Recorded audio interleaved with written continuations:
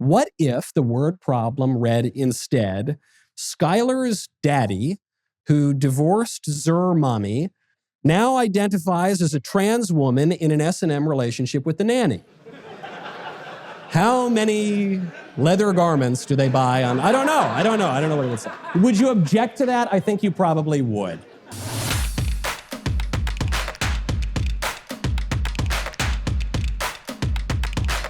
Let's say that a kindergarten teacher reads a story to her class, and the story is about a family of bears. It's about a Papa Bear and Mama Bear and little baby bear. Now, that story is about a family. That story is about sexual relations in a very implicit way, but it is describing family life. Now, would any of us object to that? I don't think so. Let's say the same kindergarten teacher read a different story about a different family of bears. Let's say that this family of bears consisted of Daddy Bear and Daddy Bear's boyfriend bear, and Daddy Bear's boyfriend bear's trans polyamorous billy goat, and a poor little cub that's caught in the middle of all of it. Would you object to that story being taught in kindergarten? I suspect you would, and you would be right to do so. But both books are teaching implicit lessons about sex. The first book presents sex and the family as it has been understood for the entire history of civilization until about 5 minutes ago. The second book presents a radical vision of sex and the family divorced from our traditional norms and customs and standards, to say nothing of the natural law.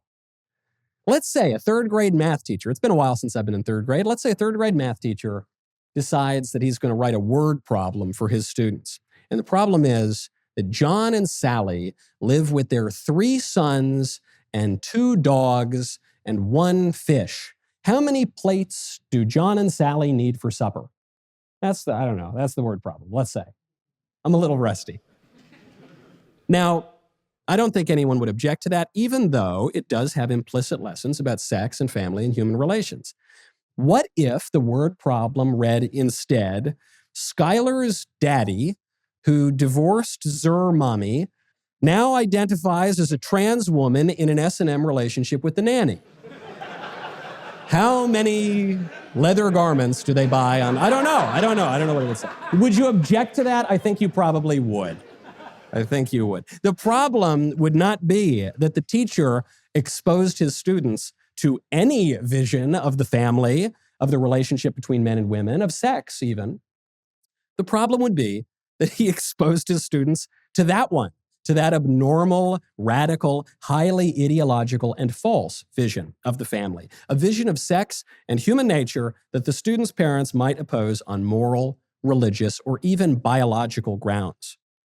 Despite the howls of the radicals, there is nothing bigoted or phobic or immoral about parents cultivating traditional standards in their children.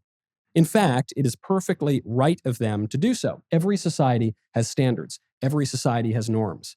Every society has taboos.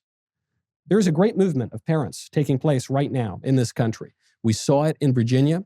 We are seeing it in Florida. We're seeing it all over the country. A great movement of parents who are standing up for traditional standards.